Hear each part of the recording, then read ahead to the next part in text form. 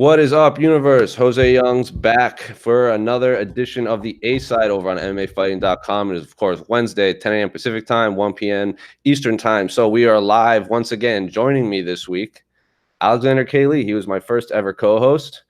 You can't see him if he doesn't talk. So I don't know why. Oh, hey guys. Showing you. Oh, that's right. Sorry, I forgot. Okay. So that my shirt.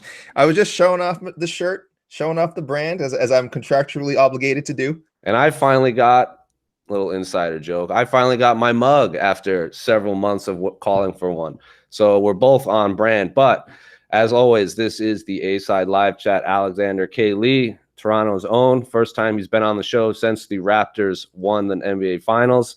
You were my first co-host as host of the A-Side, and you, in legendary fashion, one of the questions was, will the Raptors win? And you said, Raptors in 6.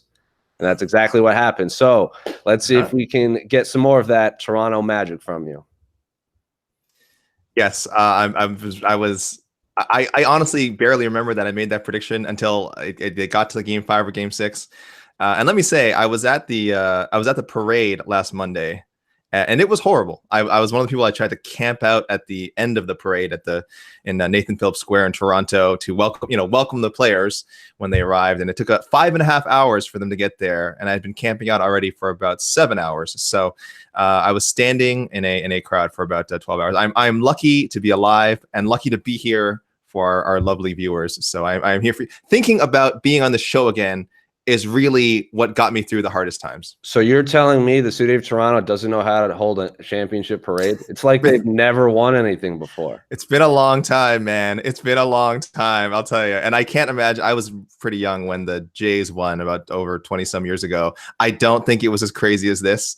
This was something I think they said over 2 million people. And yeah, you could tell it was rough. I'm not from a city of champions like one Mr. Jose here. I was gonna say, like, growing up in New England, you're born with you learn how to read and you learn how to hold a championship parade. It's just welcome to New England. Get ready for a parade. Remember you guys were tragic. Do you remember when your region was tragic? What happened to that? That was so much more fun for the rest of us. I do. The rest of us enjoyed that so much. Yeah, but those are days in the past, and now we are the city of champions. So it's like one every 4 years in some sport. You guys are celebrating. Less than that. Even Bruins might have lost, but we still make the championships every year. Must be boring at this point. Watch again. Hey, beat us if you don't like it. But anyway, we could talk about how much better Boston is than Toronto for the next 3 hours. But we're gonna jump to the questions. As always, you can leave a comment in the comment section of the post. The green questions will obviously prioritized, or you can use the hashtag the A side on Twitter, and we'll get to your questions. But jump into the comment section right off the bat, Alex. Aldo and his new contract. What do you think changed his mind from wanting to finish his contract and move on to signing a new long-term deal? From our friend Zaku Kokegi on the site. So for those of you who don't know, Jose Aldo, former featherweight kingpin, signed a new 8-fight deal, 9-fight deal. I can't remember the exact number with the UFC, but this comes after he was saying he wanted to finish up his contract and then retire. He wanted to basically have all of his fights in Brazil and then ride off into the sunset. What do you think changed his mind? I have a few thoughts and maybe theories, but obviously I don't know 100%. But what do you make of Jose Aldo basically doing a 180 since his last fight? I mean, money. I'm sure UFC flashed the cash. It's always a basic answer, but I'm sure there's more to it than that. For one thing, I think he can see. I know a lot of the talk was of him wanting to try his hand at just professional boxing or just doing something else outside of MMA, but. If anything, probably these last few fights have reminded him or shown him that he still has a lot left in the tank. I mean, yes, he lost to Volkanovski.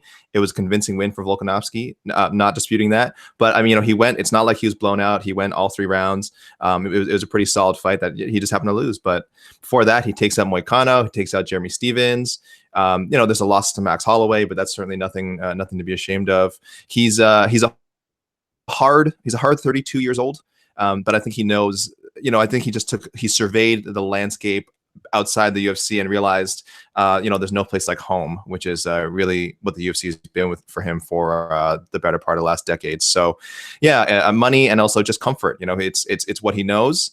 I think we'd all like to see him step outside of his comfort zone a little bit, maybe try 155, but that's probably another discussion. But yeah, I don't think it's a super complicated a reason for why he's just decided to stick around. Yeah, I agree with pretty much everything you said. I do think his last performance had a lot to do with it. I mean, he was saying he wanted to ride off into the sunset when he was finishing all of these fighters, like Jeremy Stevens and Hinata Moicano, like back-to-back finishes. And then he doesn't only lose to Alexander Volkanovski, like it was pretty convincing, like 30-27. Like he got outclassed in his hometown, Somme City, on a major card. I think that has a lot to do with it. Like he doesn't want the last memories of, in my opinion, the greatest featherweight fighter ever to be getting outclassed in front of the Rio crowd. And yeah, there's the argument that Max is now the GOAT. I know Joe Rogan always says that, but Max Holloway, the current champion, he even calls Jose Aldo the greatest. Like he has stuff to do. I think if Max finishes Frankie Edgar at Edmonton at the end of July, I think that should be enough to kind of put him over Jose Aldo. But for right now, I think Jose Aldo is still the greatest featherweight ever. Max Holloway's right there behind him. He's getting better and better every fight, as you saw. Yeah, he did lose to Dustin Poirier, but that was a lightweight. But I think a major factor is A, money. He probably got a lot of money thrown his way, and B, the memories of his last performance are really kind of rooted into his mind, and he definitely wants to erase that. Frankie's going to beat Holloway anyway, so that's really not a discussion. I agree. I think Aldo will go down as the greatest featherweight of all time because Edgar, until he fights Edgar again a third time and Edgar finally beats him. So I think if viewers can't tell, I'm a bit of a Frankie Edgar mark. I'm a fan. I'm a non-biased reporter / blog guy, but I do have some fighters I like. I'll admit it. I'll let people know now. I'm a Frankie Edgar fan, warts and all. So yeah, I think Frankie's. I'm just putting that out there. It's not one of the questions, so I figure, hey, why not just say Frankie's going to beat Holloway and then knock out Aldo inside of a round and. And I can't wait. And I know for sure. I can't see the live chat right now, but anytime someone brings up Jose Aldo or being the greatest or anything like that, you just get 13 seconds, which. Fair enough. He lost to Conor McGregor in 13 seconds, but then Conor never fought again at featherweight ever again after that. So I still put Jose Aldo as the greatest featherweight ever, but he lost fair and square to Conor McGregor. There's no arguing that. There's no controversy surrounding 13 seconds. But anything else you want to say about Jose Aldo's contract before we move on? No, I was going to say, you happy guys? You got your Conor mention. I don't think we had a single question or any topic on hand. I was going to discuss Conor, but there it is. You're right. That's for all our trolls out there. Is your Conor mention? We had Pizza Carol on last week, and we didn't get many questions about it either. So sticking with the theme of the A side, but moving on from Lodovic, our friend on the site, is Bellator slowly becoming Strikeforce 2.0? Hey guys, that New York Bellator event made me think: is Scott Coker slowly turning Bellator into a new Strikeforce? At least when it comes to recruiting young talents. He had 2 Gracies and Dylan Dennis on the card, i.e. world-class BJJ guys. They have Ed Ruth and Aaron Pico, top-notch wrestlers. James Gallagher and Adam Boric show they have a strong game in Europe, and they're getting even more talent on their shows by co-promotion.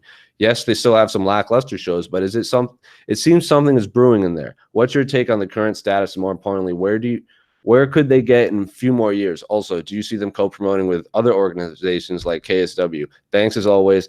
And thanks as always for keeping the show running. Anytime. I love doing the A-side, so it's going to run as long as I have breath in my lungs. But to the KSW thing, I know the Scott Coker and Martin Ludadowski, I can never pronounce his last name, the president of KSW, like they're friendly. Like they've said, I know Scott Coker has said in the past, if they ever do hold an event in Poland, he's not going to do it without KSW's involvement.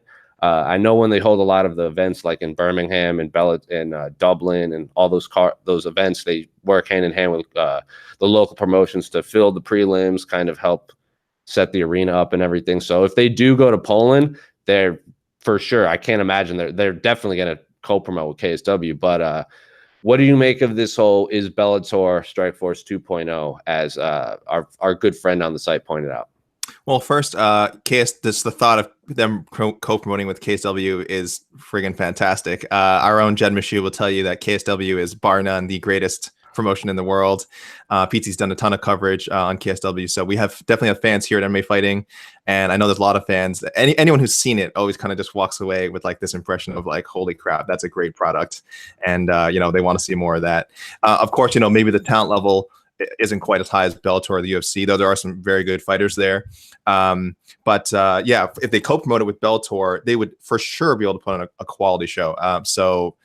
Do we see that happening? Gosh, I hope so. Fingers crossed. And like Jose said, it seems likely. And there's definitely communication there. So the Strikeforce 2.0 question, they kind of already are.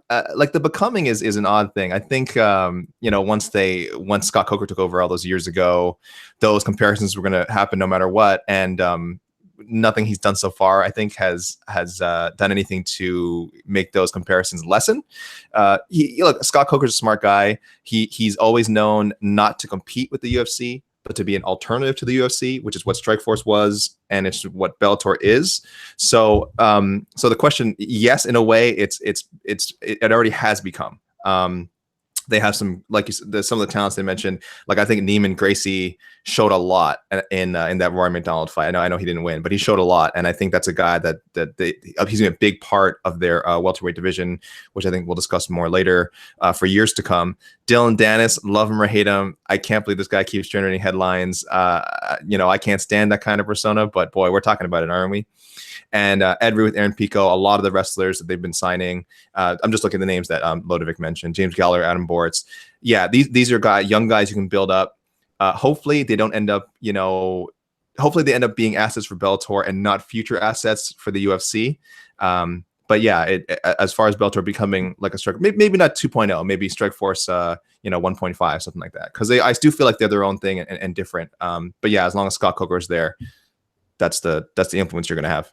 Yeah, I mean, if there's one thing Scott Coker does, it's finding high quality fighters to these young high quality fighters to build off of. Like if you look at the UFC now, like Daniel Cormier, Luke Rockhold, like Jacare, even Gegard. Like Gegard was a big name and Jacare was a big name before, but he brought all those guys into Strikeforce, and then obviously the UFC bought Strikeforce, and they all moved over. But there was a time where a bunch of like the top 10s of every division had some remnant of Strikeforce in the top 5, top 10. So Scott Coker's, I don't know if he's doing the exact same thing, but Dylan Dennis is 2-0 now, and he's like looking at that. I was looking at because I was handling a lot of the YouTube and Instagram stuff. Like Dylan Dennis is outside of Chael Sonnen's retirement. Dylan Dennis had the most views, most clicks, most everything. So whether Alex hates it or not, Dylan Dennis is 2-0 and is way up there in terms of traffic to the site. So people want that Dylan Dennis. Yeah, and I mean, look, Strikeforce was built around both talent and attractions. Like you said, they had talents like, again, guys people hadn't heard of, like Luke Rockhold. They gave Tim Kennedy his break. I'm thinking all middleweights for some reason. Jacare, they brought him over to the US. So they were kind of built on that, and they also had attractions like, and I'm not saying anyone they have right now in their roster could compare to this, but of course the Kimbo Slice, who is still, I say this all the time, is still probably one of the 5 biggest proven draws in MMA history for a guy who only fought, I think, 8 or 9 times. So that's something that Bellator and Scott Coker in general has always been able to do that I think the UFC has never quite been able to do. I don't know if they've ever been able to balance the strict attraction part with guys who are also good fighters. They've got guys who are good fighters and also attractions, of course, Conor McGregor. Attractions outside of their fighting ability. But they haven't had guys I don't think they've ever got like the CM Punk thing, I don't think paid off. Mm-hmm. So not in the modern era anyway. They've never been able to find just those guys who are just attractions, not necessarily great fighters, who can legitimately draw. And again, and Dylan Dennis, who knows? Maybe he is a great fighter who can also draw, but that remains to be seen.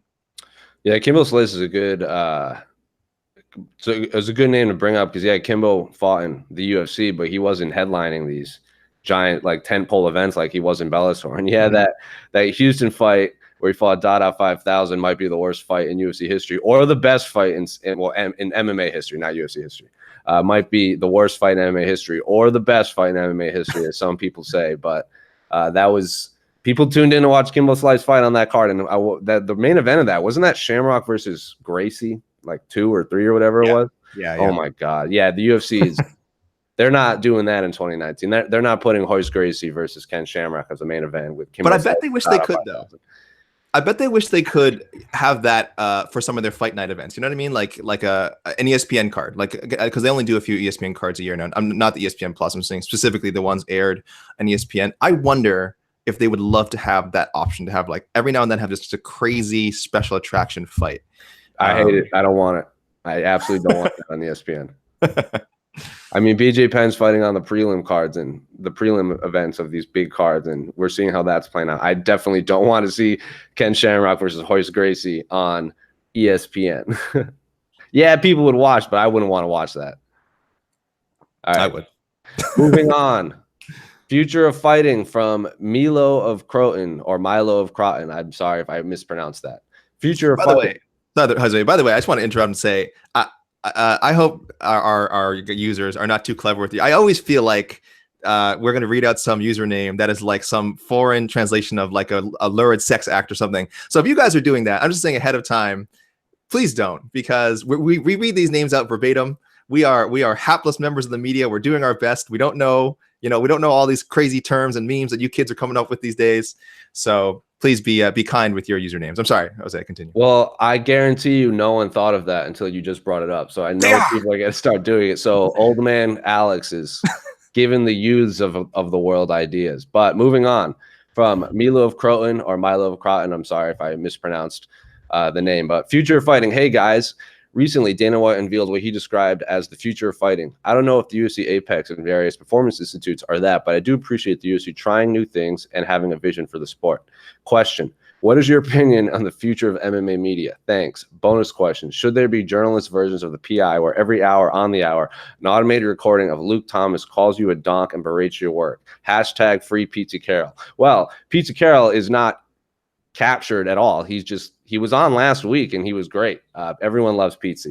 So he'll be on again in the future. But I was actually at the UFC Apex, the big tour and the debut that when Dana White did call it the future fighting, and it looks great from what was built, but it's not done yet. I mean, the tour we had, the only thing I said this last week, the only thing that was done being built was the Contender Series ring in the middle, the octagon, the cage, whatever you want to call it. And then Dana White's office was done. And then everything else was, this is where this will be when we're done building. This is where this will go. This is where this will go. So is it the future of fighting? Maybe, but I want to see it being done. I want to see it built first. And I do, the UFC PI is being built. Dana said like China, Puerto Rico, like these countries that MMA is not in the mainstream yet. Like someone asked him, like, why don't you have one in Brazil or Dublin or all these other countries where MMA is popular? And he goes, well, that's not the point. We want to build up MMA in these countries so we can break ground and then bring MMA to the forefront to be a legitimate sport. And then we can start growing the talent there, which is why China and Puerto Rico and Mexico were kind of marked as where he wanted these PIs to go. But future of MMA media, I mean, MMA fighting's still going to be here. And as for getting yelled at by Luke Thomas, like, whatever, he can yell at me. I'll just say, cool, man. Keep doing your thing. Well, I don't know if what your take on that is, though. I actually have an app. It's a Luke Thomas app. You have to be part of a special sign-up list that it does exactly what this guy said. It like yells at you. So it's like the rock clock where it wakes you up at 4 a.m. to work out. Exactly. It constantly asks me how much I lifted today, which is usually nothing. So it hasn't been great for my self-esteem, I'll be honest with you, but I think it's been good for my productivity. So Luke calling you a donk, good for your self-esteem. Yeah, I can see that. Yeah. Hard truth. It's rough. Because I know I'm a donk and I don't need Luke Thomas telling me. So it really hurts. Should there be a journalist version of the PI? Gosh, good question. Going to journalism school, taking journalism ethics. Yeah. If anyone's been to journalism school, trust me, it is a grind, and you'll know that you won't need a PI after. I'll tell you that much. It is rough. The future of fighting thing. I mean, it's Jose, it's kind of crazy to me that like so many people have. I see people asking this on Twitter too. Like, what was the future of fighting that Dana was? Even after the Apex got revealed, they were like, what was the future of fighting? Was it just the Apex? I was surprised so many people like latched onto this phrase. Like I saw it as like sort of this stock kind of press release comment. So I didn't look into it too much. Maybe it's the future of the UFC. Like I think I've spoken when I've had to speak about this before. I'm optimistic for it. You know, I don't mean to crap on the idea of the UFC Apex. I think it's cool, and I think what he wants to do as far as it being this venue that they have 100% control over. I can do anything there, jiu-jitsu competitions or kickboxing, boxing. He's talked about Dana White having his son compete there sometime, which is cool. It's a very cool idea, and I'm sure there's all kinds of regulations and paperwork that need to be done before these things can happen. But until I see that, I don't know. I don't know if I'm convinced that it's not just, like I said, an upgraded version of the PI, which again was also a great idea already. So the future of fighting thing is definitely, I don't know. I don't know if that's what the Apex represents. It's a big step for the company itself, but for all of MMA and fighting, I know the UFC is the leader, and as they go, everyone else tends to go. But I don't know. I don't know if I buy into the whole future of fighting thing. Well, the PI is right next to the Apex. Like, it's not one or the other. The Apex is pretty much where the events are going to be held, because they're going to be able to do all the broadcasting and booth work and everything right there. And the PI is just 5-minute walk away, or like a shuttle ride away. So I again, like, I think it's cool, and I think it'll be really neat when like Invicta if held an event in Las Vegas because a lot of their events are in Kansas City. But if they have for upcoming International Fight Week, if Invicta remember they held that event with Cyborg headlined in Las Vegas during International Fight Week? That was awesome. But if they do that again, but they have a place already built in the UFC Apex with the broadcasting tools, with the ability to go live, with the ability to cut to a desk, all right there, I think that's hugely beneficial for promotions like Invicta or Titan or LFA or any of these smaller promotions that want to look legitimate, rather than I don't know if you've covered an LFA event. And I don't know if I'm just using LFA as an example, but when they're held in Arizona, the cage is kind of pushed up against it's in a concert venue, so it's pushed up against a stage, and it's weird to get around. The media section is really far away.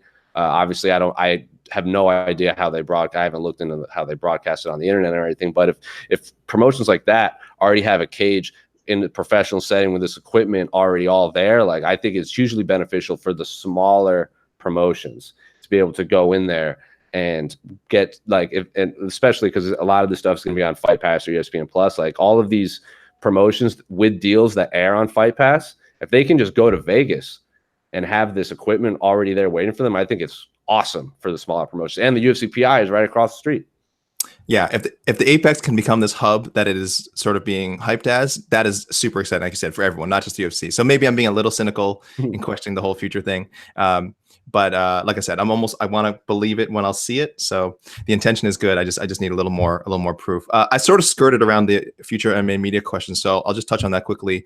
It's certainly in flux. I think people can see that. I'm not going to tell people, because our site has clearly changed a lot. We brought some great talent in. We've seen some great talent go out. But it's in flux. But I also will say, and I'm by the way, I'm biased. I'm in the MMA media. It's exciting. I think it's exciting. I hope people are checking out what's been going on at The Athletic. I think I've plugged them every time I've been on any show, because I know people are loath to subscribe to anything these days. It's just not the way people use the internet now. They don't want to subscribe, but I would say please give it a chance, take a trial. There's just a different kind of reporting that we do, because I think what we do is important. I think the kind of stuff they're doing there is important. And obviously some of our colleagues are there, so I stand by them. So check out The Athletic. Check out the work going on at ESPN. That's exciting. We've got guys like Ariel and Mark. They're over at ESPN. They're taking that coverage to a new level. So it's going to be different. I'm not sure what the overall image of MMA media has been, and if people seem to think it's, I don't know, trending in a wrong direction for whatever reason, but I think it's trending in a good direction. I think you just have more options, and for the reader, that's good. For us, that's good, and I always assume for the reader, that's good. I would love it if MMA fighting was everyone's one-stop shop for all their MMA needs, but once you read all our stuff and click on all of our articles 1,000 times, throw these little guys a bone. Throw the little guys at ESPN a bone. You know what I mean? Give them a click here and there. Yeah. Right. Like the ESPN, what is that? A newsletter that comes out once every couple weeks? Yeah, I think it's ESPN. I think it's pronounced ESPN. ESPN, right. Yeah, and again, it's weird to think about, but since we're in the MMA media, I haven't looked at it as an outside viewer in a long time. Mm-hmm. So it's when people ask us the future of MMA media, I was like, well, it's good. It's good that all these sites are being built. But then I think about like, man, the optics looking in must be rough, but it's not like the reality is it's not rough. Like jobs are good for everybody. Like the more jobs that are created in any media is awesome. But moving on, anything else you want to say about all this, the Apex or MMA media, Alex?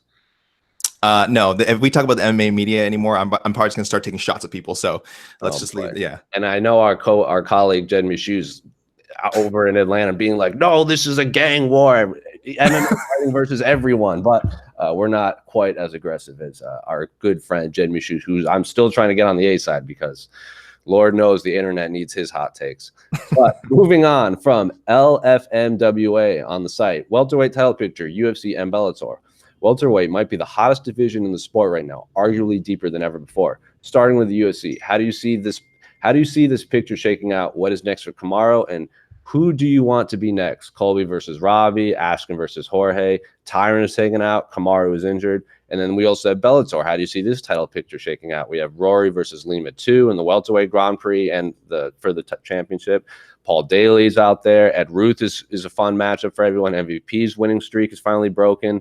I imagine we'll see more fun matchups with him too. But yeah, Alex, we were talking about this a little before we went on air. Welterweight division is pretty awesome across the board. I mean, yes, most people point to the lightweight division as the most exciting in MMA, especially because the top 15, like you could be outside the top 15 and still be considered an elite fighter. Welterweight division is right there behind him as one of the most exciting fighters in all of MMA. But how do you see the landscape of the 170-pound division shaking out between UFC and Bellator over the next 2 years?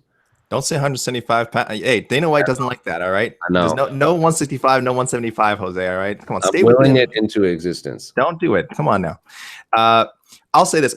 How great is it that the welterweight division is moving? I think it was after after Till took out Cerrone or something that there was a moment where you had all these contenders and for some reason just nobody could get matched up. There was like health reasons, there was rankings reasons, and it sucked because you knew there was all these good fights. And then I guess Tyron losing the belt kind of loosened things up a bit, kind of opened it up, who could fight who again. So that's a good, it's just exciting. Yes, that 170, which like we said, one of the top 3 divisions probably in MMA is moving. For Kamaru, man, it is a shame that we can't get Colby Covington. Again, love him or hate him, I do want to see him in a title shot. I wanted to see him fight Tyron. I think a lot of people did. I want to see him fight Usman. So, now he's got this fight with Robbie instead. That's a super dangerous fight for him. If you ask me today, I'm actually picking Robbie. So, I don't know how that's going to shake out. As for Kamaru, I guess he gets the Askren Masvidal winner, unless I'm missing something more obvious, which I do all the time. And that's a matchup I would love too. I would love to see Ben Askren, Kamaru Usman. So, the champ has some good options. And just to touch upon the Bellator thing, there's just one thing. I liked what LFMWA, gosh, I hope that's not an acronym for something bad. I like what he said about MVP's winning streak, being broken as kind of a good thing, because they had to be very delicate with Michael Page and his matchmaking. They clearly didn't want him to lose.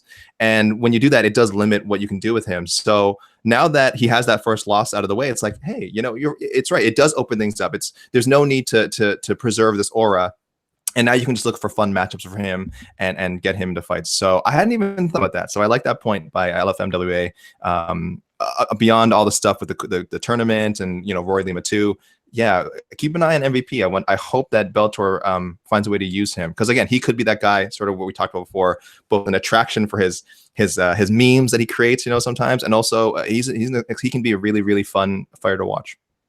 Yeah, the 170-pound division in the UFC, I think, like you said, like a year ago or a couple years ago, it was really like it was all this unfortunate incidences happening where we couldn't match up these really high level fighters. And I think Darren Till versus Wonderboy, that was an awesome matchup. And that was a great fight. A lot of people think Wonderboy won, and now Dana White's like, maybe we pushed Darren Till too fast. He was too young, too fast. But I think Ben Askren joining the 170-pound division in the UFC did wonders for the promotion, for that whole division. I mean, I was in LA and for the UFC 239 media day, and just looking at YouTube, like Ben Askren, people want to hear what he says, and he's only had one fight in the UFC, and that was his first fight in how many years? Like, he knows what he's doing. And with Chael Sonnen now out of the picture of MMA, well, retired, quote unquote retired, because what does that mean in MMA? The landscape needed someone like Ben Askren to kind of take that mantle of like, I'm going to talk a lot of trash, and then we're going to fight. And Ben Askren has picked up that ball and ran with it. Robbie Lawler coming back after his pretty bad knee injury against Rafael dos Anjos, which was in Winnipeg, I believe, if I'm not mistaken. Him coming back offers a lot of fresh matchups. Colby Covington now taking the fight against Robbie Lawler. That's beginning of August. But then Ben Askren's also fighting Jorge Masvidal, UFC 239. And as far as what's next for Kamaru, I think he said himself he's probably going to be ready around November. So maybe that MSG card that the UFC always holds in November. I think it's going to come down to who has the better performance between all four of these guys. Because, like, say, what if Jorge Masvidal comes and just knocks out Ben Askren like he did Darren Till? Like, I saw a lot of people picking Darren Till to beat Jorge Masvidal, and then Jorge Masvidal comes and just starches him in one of the most violent knockouts of 2019. Like, Darren Till's head clattered off the canvas.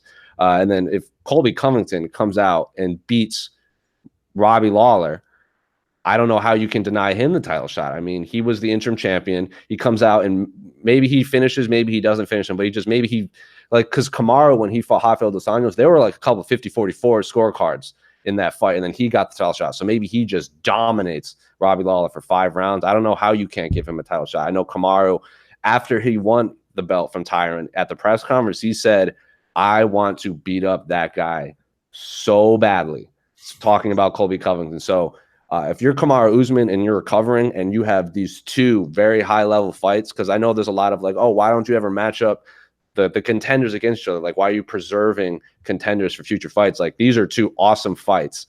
And I think the winner of whoever has the better performance, because Colby Covington is in a main event, Ben Askren is not in a main event. So, but if Ben Askren goes out there and stops Jorge Masvidal, Kamaru Usman's already eyeing that fight.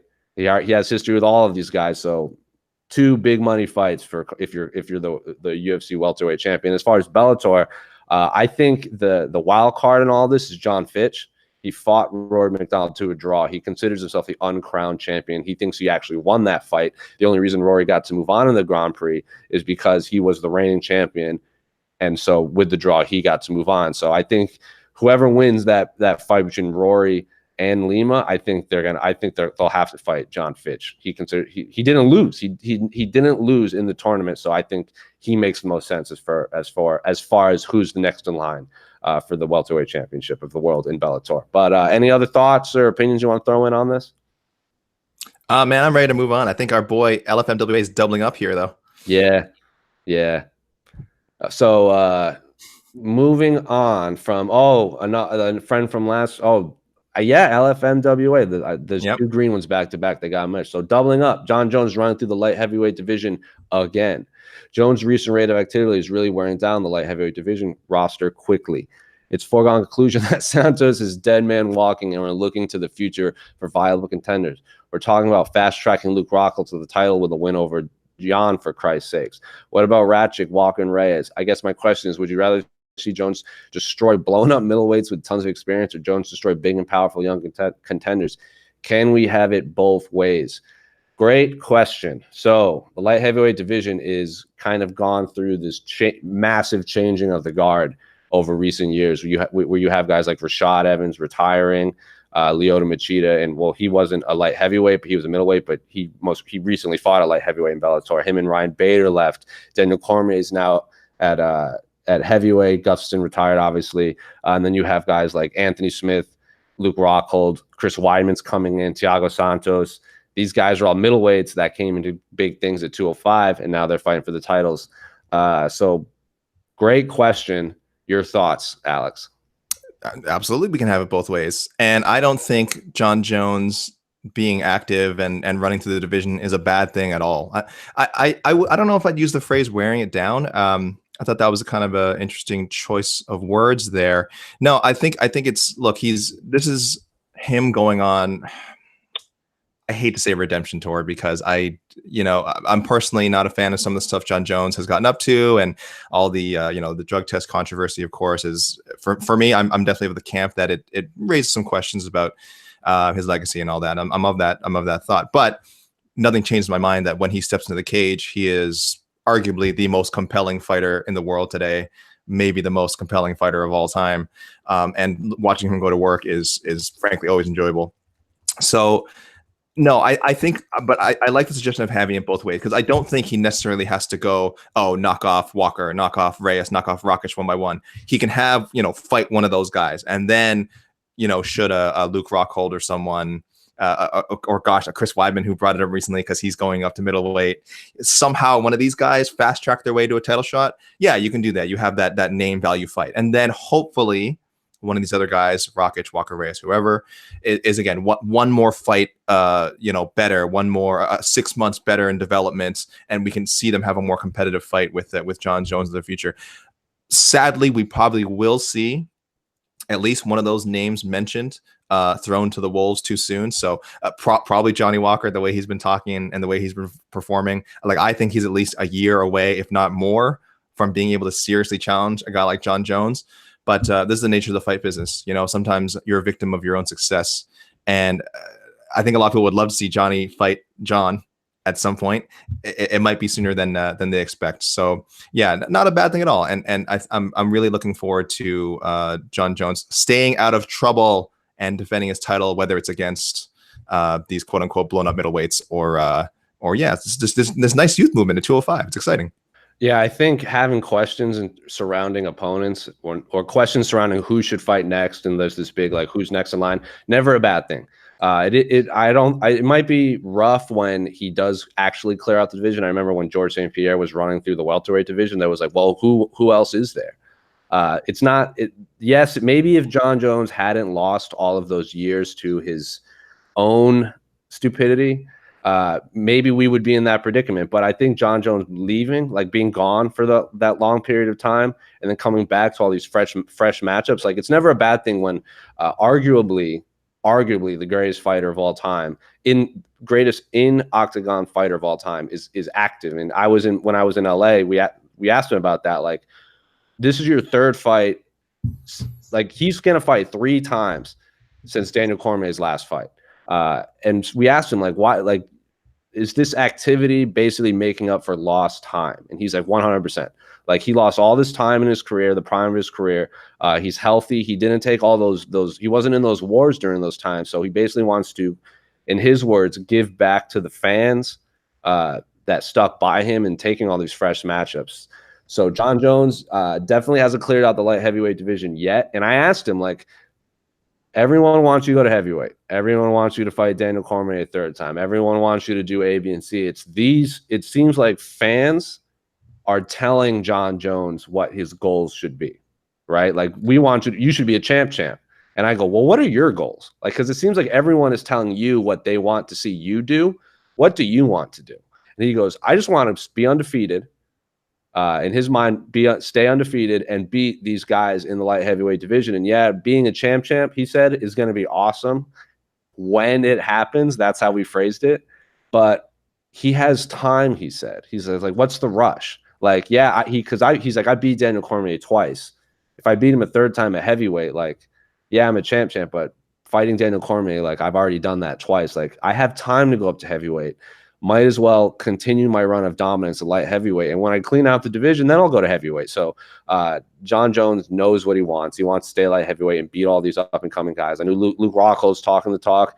Chris Weidman has said there was that time when Weidman and Jon Jones were like the 2 champions, and they're like, oh, let's fight for the King of New York at MSG. Like, they have history there. It's not bad history, but Luke Rockhold seems to have kind of beef with everyone in the top 5 in every division, but he also has like a blood feud with Anthony Smith right now. So if Anthony Smith and Luke Rockhold eventually throw down on like maybe the co-main event of the undercard of a Jon Jones title fight, like, I'm about it. And then Johnny Walker and Rakic and Reyes are young up and coming light heavyweights, and Jon Jones was a young up and coming light heavyweight once too before, and look what happened to him. So the light heavyweight division is pretty exciting right now. And Jon Jones is fighting a crazy man in Thiago Santos. Like, I want to see Jon Jones fight someone that can basically just throw sledgehammers and flamethrowers and like swords all over the place, and he doesn't know what's going to happen to the octagon. So I'm very excited for that fight.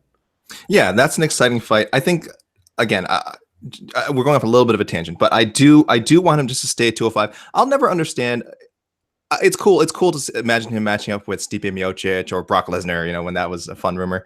But when you think about like all the greatest champions are renowned for not for taking super like George St. Pierre, that welterweight. He never, other than when he fought Bisping, you know, he was a welter. He made his name at welterweight.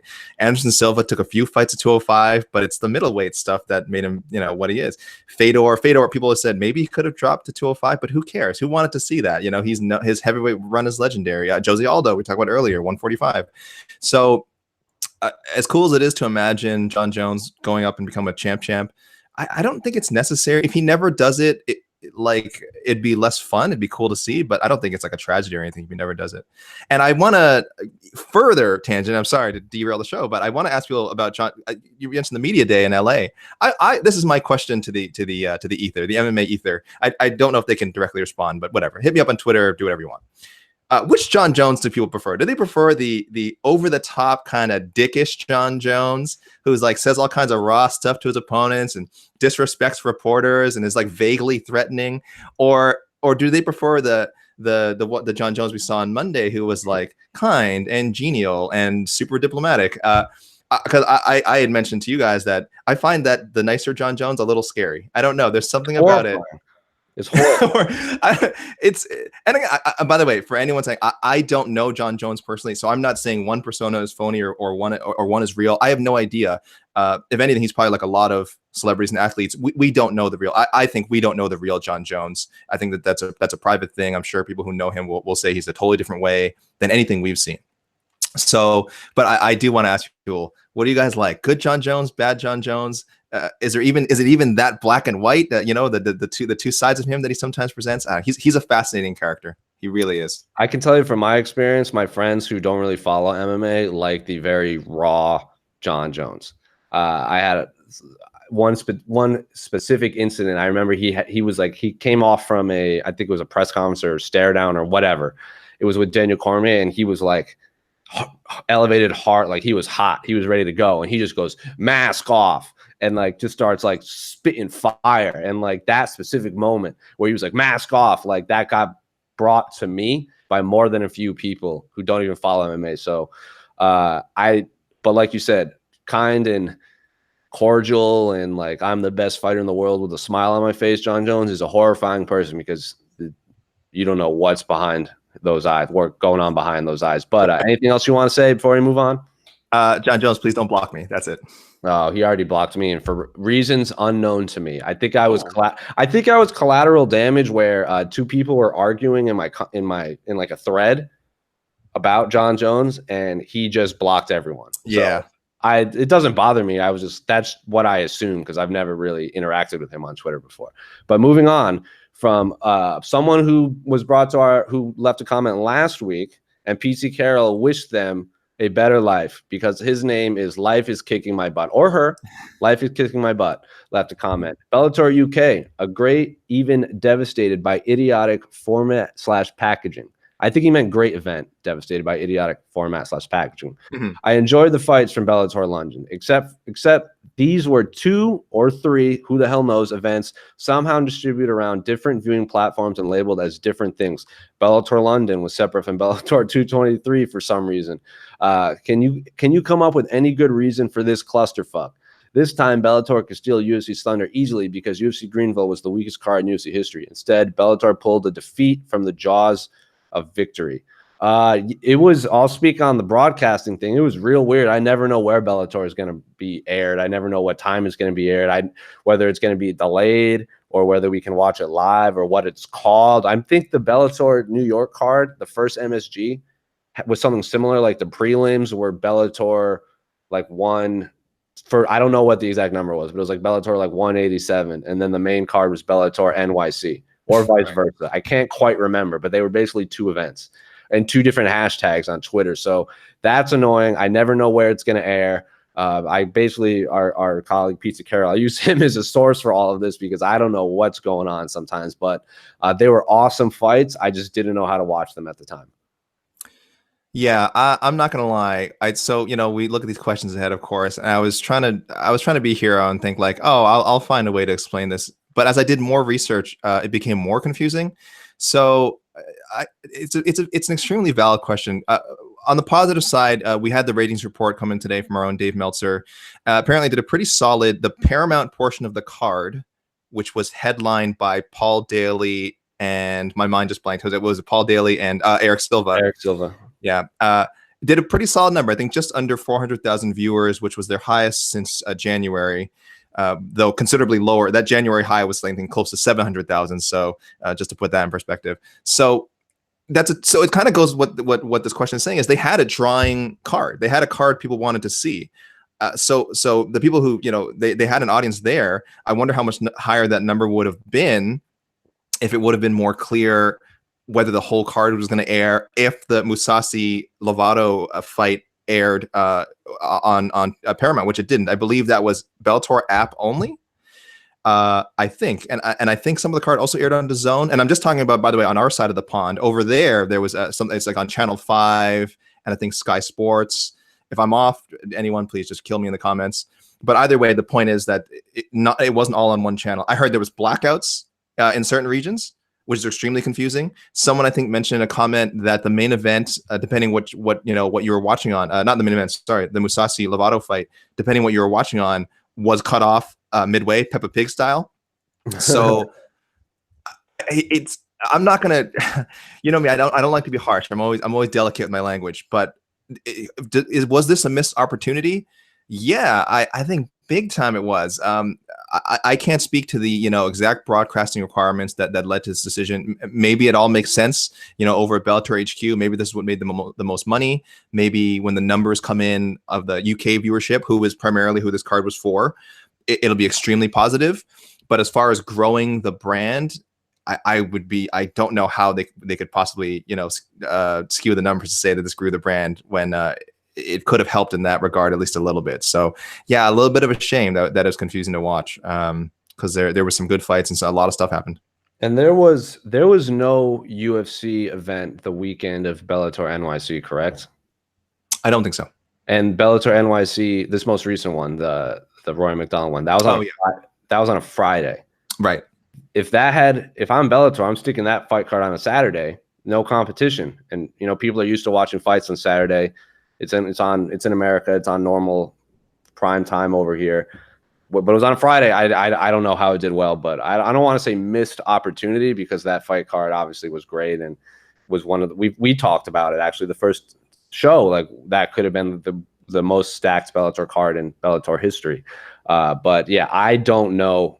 I was very confused this weekend because there was also Greenville and bare knuckle boxing and Bellator, so there was a lot of fisticuffs going on. And as soon as I was like, as soon as I saw one was overly complicated to figure out, I don't want to say I put it in the back of my mind, but I was trying to do like three things while also trying to find Bellator. And I didn't. All of a sudden, I'm seeing like Twitter, like Bellator already started. I was like, oh great, now I have to go find this. So it was a little confusing. But I'm sure they'll fix it for the future. I hope anyway. You mentioned bare knuckle, and I just want to. There was a question earlier; it didn't get greened. I'm just going to touch upon it quickly. I think just a lot of people in general are asking what's with all the bare knuckle coverage, and just to give a little inside baseball. I think, man, I wish people could see these bare knuckle events, the ones that we focus on anyway. They do insane numbers. People, especially the Lopov Malignaggi one. I mean, that's probably the most famous fight now of the modern bare knuckle era, however brief that is. So yeah, we definitely do a lot of bare knuckle coverage, and I think we will going forward when there's an appropriate event that we think there's some crossover appeal, and yeah, I mean that matters to us for sure. Is it catering to a certain audience, beyond our core? Yeah, probably. And I don't think that's necessarily a bad thing. Like I said, we're talking about expanding Bellator, expanding audience. We're always looking to expand that as well. And I think if people will see, we had like just as much coverage of Bellator 223/London and Greenville. Yeah, Jed Meshew was in Greenville, right? Yeah. I think we had just as much coverage on fight night as we did as bare knuckle, maybe even more. We're talking about raw articles. Now, post fight, we definitely have had more bare knuckle stuff than Greenville Aftermath and Bellator Aftermath. So if there's a criticism of that, people don't like that stuff. I mean, that's accurate. Again, like I said, as far as we can tell, people seem to be interested, but I do see the stray comments here and there asking why is there so much bare knuckle stuff. But that's why there's an interest in it for sure. It might not be to everyone's cup of tea, but it is out there. I'm telling you, and I'm definitely for it. Yeah, and Esther and Casey said there was actually a ton of media at the bare knuckle event, so it's not just us covering it. There was a lot of people there to watch Paulie Malignaggi and Artem Lobov throw down with no gloves on. But moving on, unless you want to say anything else. No, just say sorry, everyone. That is the nature of the combat sports business. We're always, we're sticking with our core for sure, but we're always moving on to the hot new thing as well. So yeah, that's the nature of the beast. Yeah, we're gonna move on quickly because we've been talking a lot and we still have a few questions to get to. But the dangers of mixing roles from Daffmeister. All right. Colby Covington should not have Dan Lambert as his manager. This is the first sentence, like right off the bat.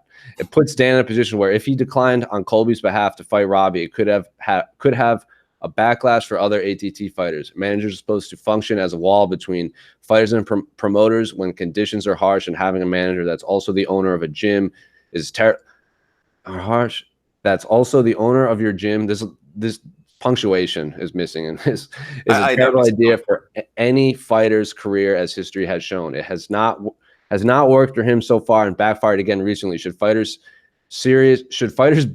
going to add some words into this sentence because I feel like there's a few missing. Should fighters being serious about a career, find a manager before they find a high level, not their first gym, to circumvent getting peer pressured into a situation like this? Also, what's worse, having your coach also be your manager for having your dad as your coach? Oh my. Well, there's a lot of that sentence. That one long sentence with no punctuation was rough. But what do your thoughts on fighters having their coach as their manager or their dad as their coach, and this whole situation this commenter presented? Yeah. So for anyone who isn't on our site and can't read the question, it's just should people find a manager first before deciding on a gym, deciding on a big gym? And two, as you said clearly, what's worse, a coach manager or dad manager? Coach manager or coach dad. The Dan Lambert thing is a little tricky. He has so many fighters under his umbrella that I get it. I get what they're saying here. This could set a bad precedent. I don't know if I agree with the Daffmeisters again. I'm not even sure if there's a question here. Someone's trying to convince us of something. I don't think it's the worst thing, because I think coaches can know. Gosh, they can know a fighter's, motivations, what drives them, and they're just around them so much more. Most coaches, I think this goes without saying, are obviously around their fighters more than their managers are. And now, is that a good thing? Okay, I'm thinking now, and I somewhat see why maybe being too close to the situation, might not be good. Why you need that manager? I know there was a debate not too long ago of whether some fighters even need managers. Mm-hmm. So I don't know how much that is now. As far as I know, most high level fighters have representation, but I'm sure there are some exceptions. I would say the dad coach is worse. If I had to answer this question, I think the dad coach is it can only go so far. Maybe I'm stuck on thinking about Sage Northcutt and his broken face. And maybe I feel like I'm unfairly blaming his father for not stopping that. I don't know how much control he had over that situation. But yeah, and I'm also thinking about other sports where athletes were coached by their father up to a certain age, and I'm thinking about Pete Maravich. It's the first one comes to mind, and then the football player, and it's escaping my name now, and people are going to remind me, I'm sure. So yeah, the dad coach thing I think is worse. I think manager coach can work. The specific Dan Lambert situation, again, I'll be honest, I don't know. I don't understand all the dynamics of it.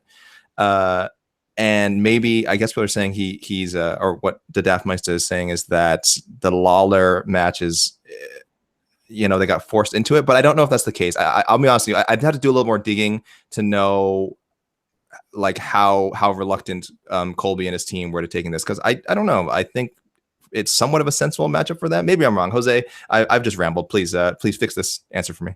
Well, right out of the gate, you said Pete Maravich, and that was wrong. Pete Maravich, Pistol Pete Maravich, is a basketball player. Yeah, and I think you're talking about Todd Marinovich. I was, but Pete Maravich was also coached by his father. All right. Well, Pete Maravich was, Yeah. I think, that's too different because Pete Maravich had an unbelievable career. And He did. If the 3-point line existed when he was playing, he would have averaged like 60 points a game in college.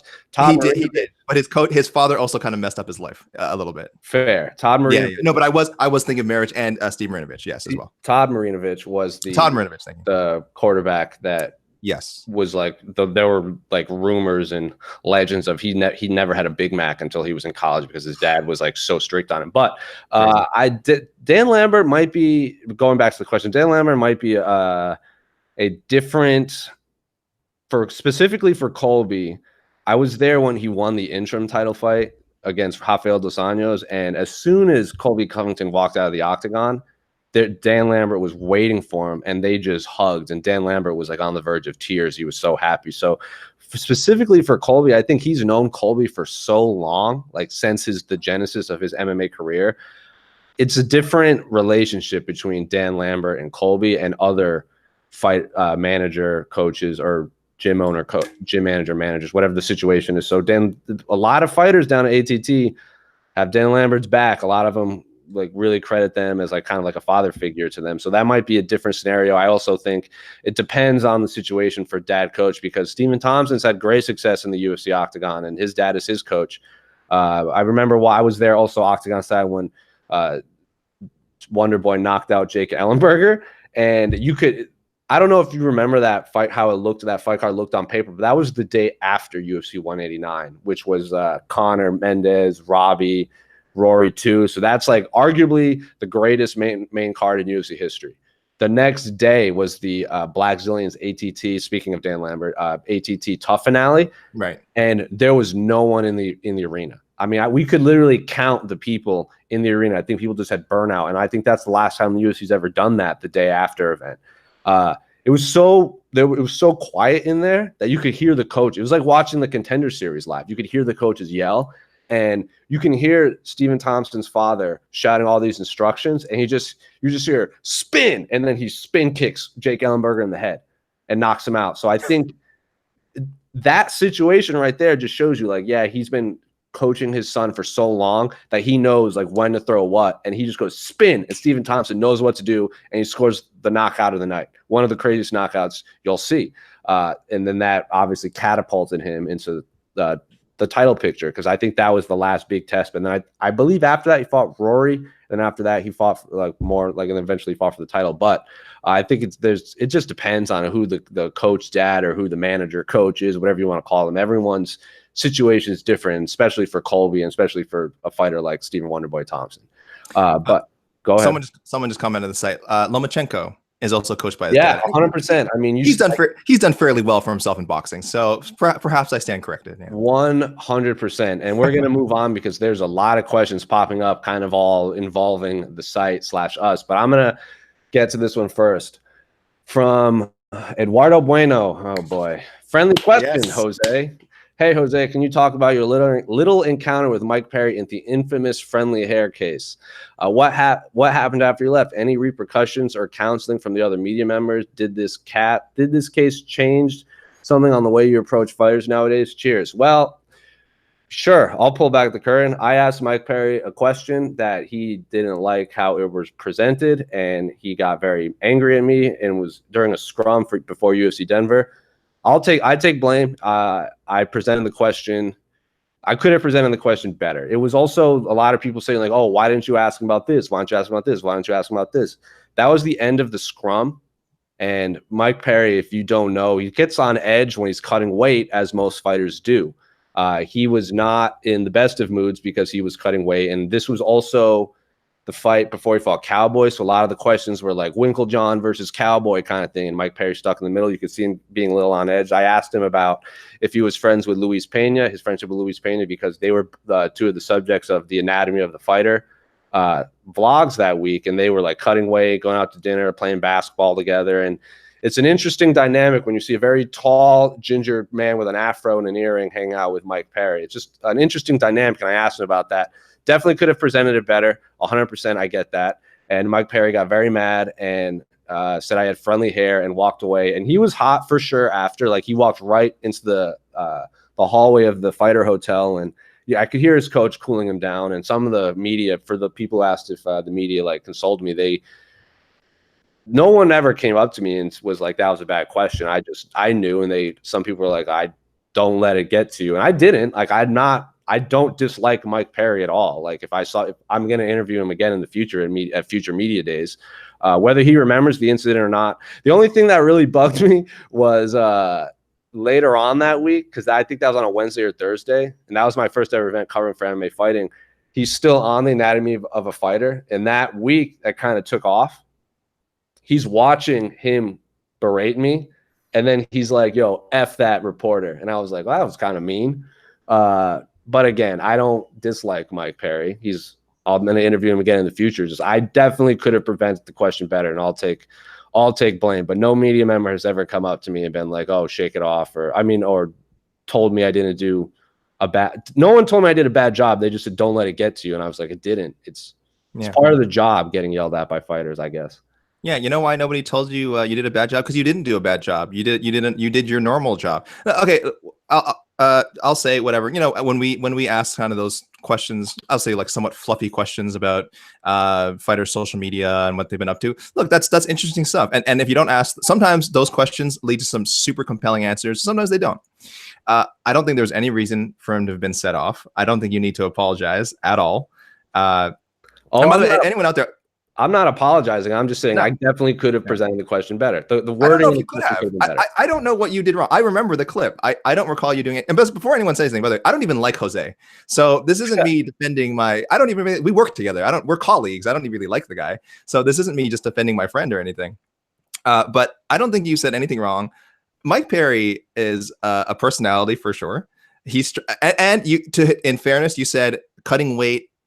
I can't imagine what that does to people's like demeanors and stuff. So for sure he was on edge. Like, I'm not going to say this guy's like a jerk all the time. Like I said about John Jones, I don't know Mike Perry. I've never interviewed him personally. I've never even done a scrum with him. I don't like his persona.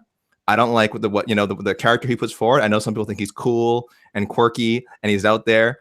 He just comes off to me like someone I would not want to hang out with. And I know this is on video in public. Look, if this gets out there and Mike Perry thinks I'm a jerk, that's fine. I'm sure, we can talk it over sometime. And by talk it over, I literally mean talk. I don't want him to beat the living crap out of me, which he could do probably in like about 3 seconds. So yeah, that moment I thought was, I already was kind of not a fan of him, and I didn't like how he handled it. The clip is out there if anyone wants to see it. You guys can judge for yourselves if anyone on either side did anything egregiously wrong. I don't think it was the worst moment for you or him. But yeah, people want to know, and I'm just using that as an excuse to kind of say I don't like Mike Perry, though. For people who admire him as a fighter, I don't blame you. The guy is really, really exciting to watch. And as far as I know, as work ethic wise, I've heard nothing but good things. Like as far as how hard he works in the gym, like I've heard he's like he's a top shelf athlete as it is. And I heard he's really, really good about that. So I'm not saying anything about him as a fighter. And I'm just, again, basing my comments on what I've seen and how he presents himself. And so, let this be. If this is the beginning of the AK Lee Mike Perry feud, then so be it. But Mike Perry, you can call me friendly all you want, buddy. Let's just put it out there. You want to call me friendly? I'm a friendly guy. I'm a friendly guy. At the end of the day, he said I had friendly hair, and now I get that all the time on Twitter. There's worse things for people to say at you. Yes. It's like I talked to Ariel years ago, and people still bring up like people like you get slapped. That was like 10 years ago when Nick Diaz said that. And he still gets it, and he still interviews Nick Diaz and both Diaz brothers. So it didn't bother me. I didn't take it personally whatsoever. I moved on from it right away. But what you gonna do? There's worse things to be called than a man with friendly hair. Your hair looks great, by the way. Oh, hey, thanks. Yeah, hey, thanks. Yeah. Moving on though, because I don't want to. I hate talking about myself. There's a handful of questions. I'll try and pick and choose, but there's a lot of questions. Future of MMA fighting. Even the questions have been blah blah blah. What are your plans for new shows are coming? And we can't say exactly what's coming, but stay tuned. There's a lot of fun stuff happening at MMA fighting down the line, but we can't say yet. Just be ready for some fun times ahead on MMAfighting.com. Right, Alex? Yeah, again, I don't have anything to add to that. Like you said, we have stuff coming along. Nothing we can go into detail about. Sorry to adjust my camera there for a second. But we appreciate all the comments, questions. I know. Again, look, our company's been our site. We've had a lot of talent change, and that's fine. But I think stick with us. Damon Martin. If you guys have been reading Damon Martin stuff, we just brought on Damon probably a couple of weeks ago. The guy, I think he's written about 500 articles in the last 2 weeks, and a lot of them original interviews, exclusive interviews. So yeah, man, I don't know. From our side, I mean, MMA fighting just keeps cranking along. I think we're doing great. But I understand, yeah, for the readers, for sure, things are different. So stick with us, man. We appreciate, again, comments, criticisms, people who love us, haters. Just hang in there and keep on reading, keep on clicking. And I'm gonna jump to Twitter because there are still a few questions on the site, but I'd feel bad if I don't get to Twitter, and we're running a little long as it is. But from our friend Dan Shapiro on Twitter, what does this Colby versus Lawler fight really accomplish? And is the logjam at welterweight really too deep? Since March, RDA and Vicente Luque are the only top 15 fighters who have competed. So are we heading towards another interim title? We kind of talked about this before. I don't think Colby Covington needs to fight. His last fight was UFC 225. I want to say, if I remember the events correctly, that was the last Chicago card when he beat Rafael dos Anjos in the co-main event. But like we've talked about this before, he needs to fight. If he beats Robbie Lawler, there's no arguing. I think there's a lot of people kind of criticize him for not taking the fight against Tyron Woodley on one or two separate occasions, then the cancellation of that pay-per-view event in January that Kamaru Usman and Ben Askren both volunteered to save, and I guess Colby Covington didn't. This is just all from what I've been told. I think he wants to fight, and if he's going to get passed up, if he was in danger where if Ben Askren goes out there and puts on an unbelievable performance and Colby Covington is still waiting for Kamaru Usman, Ben Askren himself said, like, if I beat Jorge Masvidal, I'm going to leapfrog Colby Covington again. I'm going to be another fighter that leapfrogs him. So maybe he saw that, the writing on the wall, and he's like, oh, I have to fight. I have to keep my name in the top of the top 15 on the lips of readers and viewers' minds. So if he beats Robbie Lawler convincingly over 5 rounds in a main event fight, like, again, I don't know how you can deny Colby Covington the shot against Kamaru Usman. Yeah, Dan Shapiro, it's a fair question, but I will say this is one situation. I understand also, it's true. It's a really dangerous fight to throw him in. This is one situation where I wish MMA was a little more like boxing and they had actual kind of tune-up fights or keep busy fights. Sure. You can't really do that with this way the UFC is structured. And I mean, the roster just isn't that big. You're not going to throw in Colby with some bottom 30 welterweight. And again, in MMA, he could easily lose to him. So you definitely don't want to do that. So it's really a no-win scenario. But like you said, he needs to fight again. So yeah, if anything, what purpose does it serve? It's a really exciting matchup. Is it the headliner of that event? I believe so. It headlines a card. So just from a purely like functional standpoint, that's it serves a purpose in that sense.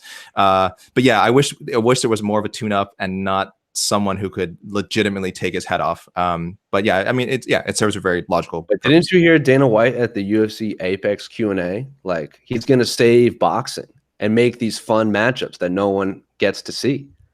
Forget tune-up fights, man. Yeah. Oh no, I'm sure he'll handle boxing fine. Again, and when his son is champion of the Dana White Boxing Association in 3 years, that's gonna be great. That's gonna be really good for our headlines, I feel. Sure, but we're gonna move on. One more question on Twitter.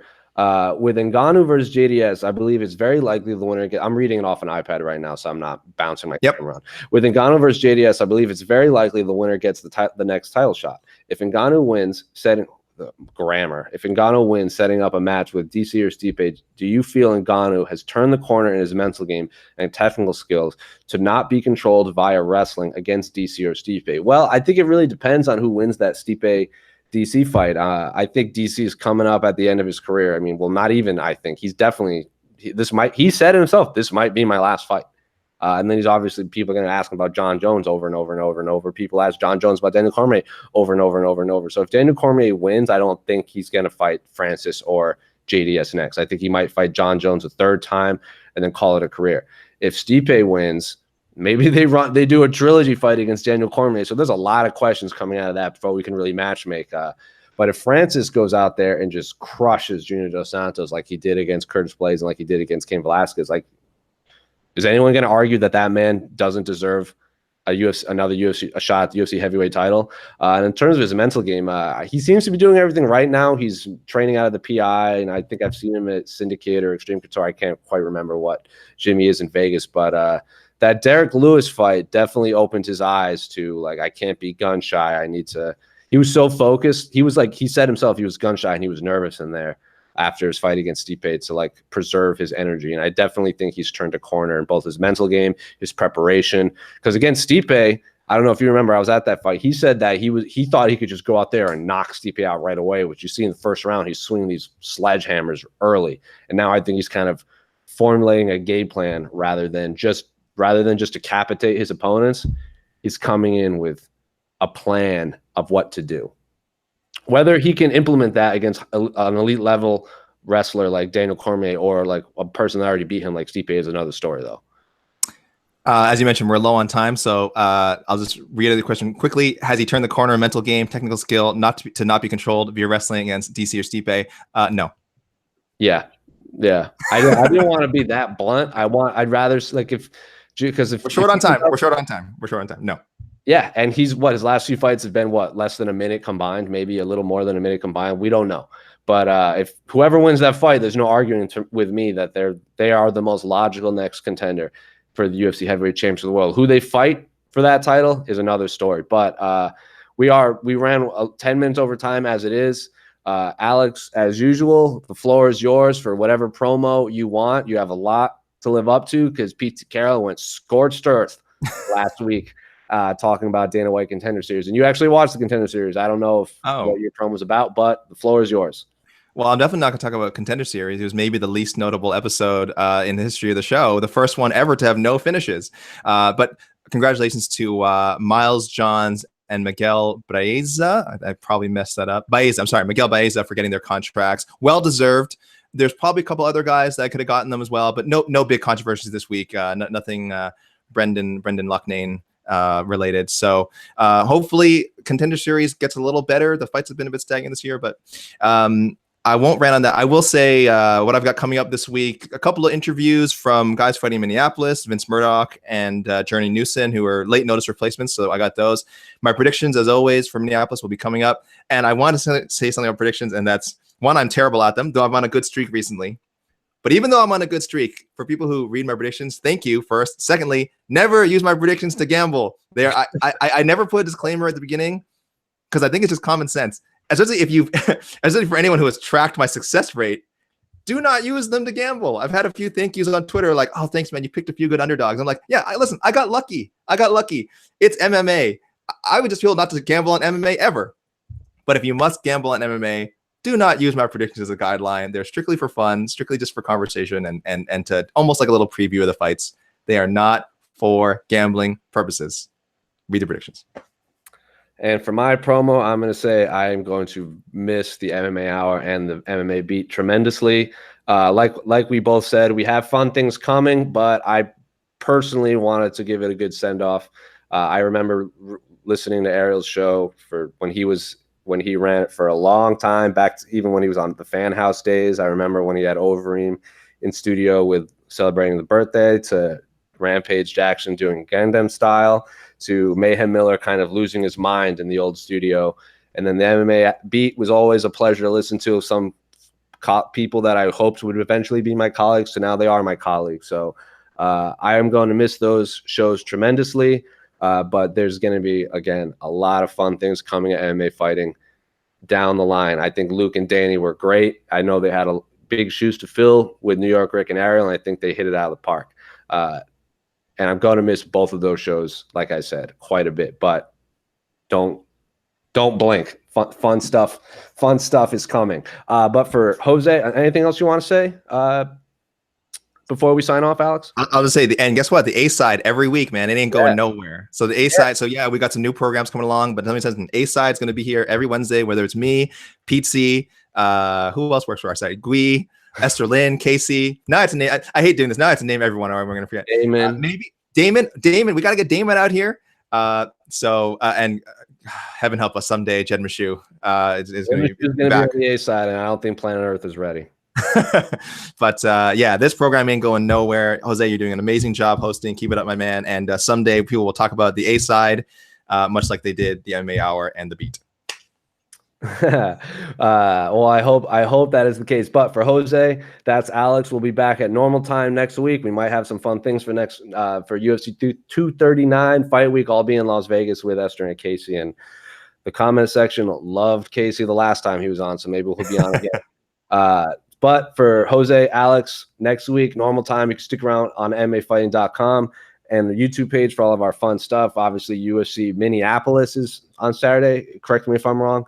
A lot of we didn't talk about it, but Hussey Formiga and Joseph Benavidez is on that card too, and that is a very important fight for the future of the flyweight division and who could possibly get the next shot at 125-pound title. But until then, we're out.